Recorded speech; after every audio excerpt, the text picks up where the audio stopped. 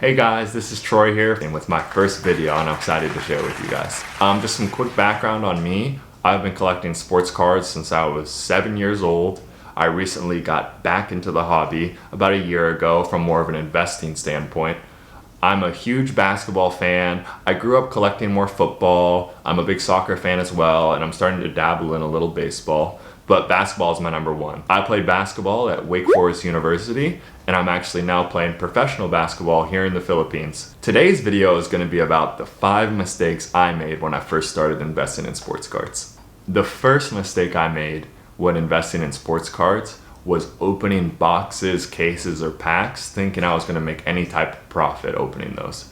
I haven't done this in the past year, but when I was younger, I would buy these cases and packs and boxes, and I was like, you know what, I'm going to get that Adrian Peterson rookie card, I'm going to get that LeBron James, I'm going to make all this money.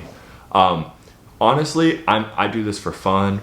I'm sure a lot of the people in the hobby, you should be doing this for fun at the end of the day. So if you want to open a box or a case or a pack, go ahead, have fun, but don't open it thinking you're going to make any sort of profit back. I think some people think, oh, I'll open a $500 box, I'll make, $300-400 back, it'll be okay. Honestly, the average on that type of box is more like $100. So if you want to have fun, by all means go for it, but don't open it thinking you're going to get any type of return back on your investment. I recently had a friend tell me that he got into investing in sports cards and he bought 3 boxes of Prizm basketball for $1,000 each, and he got absolutely nothing. And I showed him, I said, here, what did you want? He's like, I really wanted a Ja Morant auto. I'm a big Ja Morant fan. You can buy a graded Ja Morant Prizm auto on eBay for $1,000.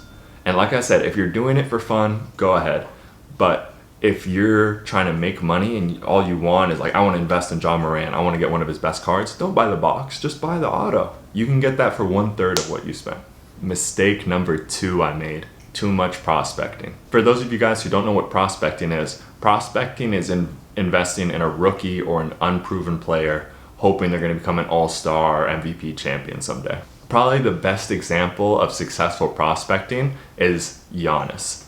2-time MVP. A lot of people are thinking maybe NBA champion this year. If you had invested in the right cards back when he was a rookie or his first couple years, you could have literally made 100 times your money.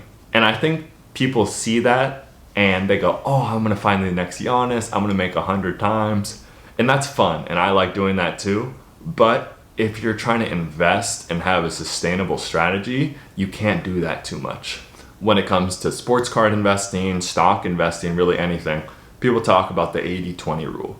80% of your money should be in proven guys that you know are going to appreciate. It's people like Curry, LeBron, MJ, or even, in my opinion, people like Luka. He's going to be relevant for the next 10 years. As long as the sports card market keeps going, those cards are going to go up. So you should be putting 80% of your money into people like that. And then you have 20% to gamble, to find the next Giannis. If you want to invest in Sekou, go ahead. Or like me, I'm a big fan of Tyler Hero, and I hope he becomes something big. But if you're, basically gambling all your money on these unproven prospects, it's not a sustainable strategy and you could lose a lot. Mistake number 3, not understanding the value of graded cards. When I first got into the hobby, I didn't understand, because a lot of us who collected when we were kids or a couple years ago, there was no such thing as graded cards. I'll give you an example. I wanted to invest in Brandon Ingram back in June, and I saw his Optic PSA 10s or his Prizm PSA 10s going for, about $200. And it just didn't make sense to me. I was like, that's a $30 card going for $200. It's just basic. Everyone has that. Where I can invest in a Cornerstones RPA, which rookie patch auto, it has a patch of their jersey and an autograph, numbered out of 25. I said, why would I not buy that for $200? That's a way better. I would much rather have that than just some regular old boring Optic card. But the thing is, even as the market grew and Brandon Ingram had a little bit of success, the Pelicans were looking good for the playoffs. I know that didn't turn out great, but at the time, guys, it was looking like a great pick. The Optic and the Prizm kept appreciating, but that Cornerstones, no one would even take it. It's just harder to move. It's harder to know the value. It's harder for it to appreciate. And I'll always go back to this. I do this for fun. If you guys want to collect and In the future, I'm even going to buy some cards that I know are not going to appreciate the same because I like them personally. But if you're doing this from an investing perspective and you want to make money, you have to know what kind of cards to invest in. And the graded cards, the PSA 10s, even PSA 9s, BGS 9.5, that's the stuff that's easy to move. It's easy to see exactly how much the value is growing. If you're investing, you really have to lock in on those graded cards. Mistake number 4, not doing enough research. I know some of you guys are watching right now. You're like, oh no, I did my research. I've done enough research. I promise you, you haven't. I did the same thing. You know, all the advice, the number one advice people give is do your research before you invest. And there's a reason for that. I thought I did enough, and it's okay. I didn't make any big mistakes, and I'm learning along the way. But if you have limited time, a limited budget, before you invest, you really have to know exactly what you're doing. If you get access to a market movers type of tool, you can see how things appreciate in the past, what prices were 6 months ago versus what they are now. It'll help you learn a lot. If you only have, let's say, $500 to invest, not a small amount of money, but not the most. If you invest $200 in the wrong card, that'll really set you back. So before you invest in anything, make sure you really have done your research and talk to people so you know 100% what you're doing. Mistake number 5, thinking my thoughts on cards dictated the market.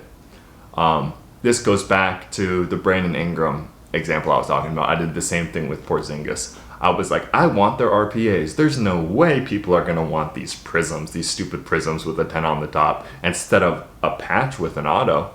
But both those guys saw their value increase, played pretty well in the bubble. Those RPAs I bought did not appreciate at all. Things change. A couple years ago, prism wasn't the biggest thing. So who's to say, 4 years, even 2 years from now, maybe what may be worth more.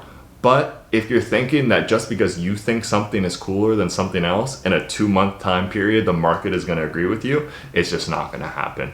And it always goes back to fun. Have fun, guys. Buy the cards you like.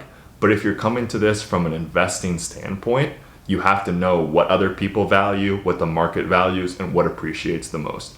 It may not go along with your intuition or what you like the best, but that's just what it is. All right, guys, so that's it. Those were the 5 mistakes I made when I started investing in sports cards. I hope you guys enjoyed. Please like, subscribe. I'm gonna have more videos coming soon. I love the hobby. I'm new at this. Don't take it too hard on me. But more videos coming soon, and hope to see you guys back. Thanks.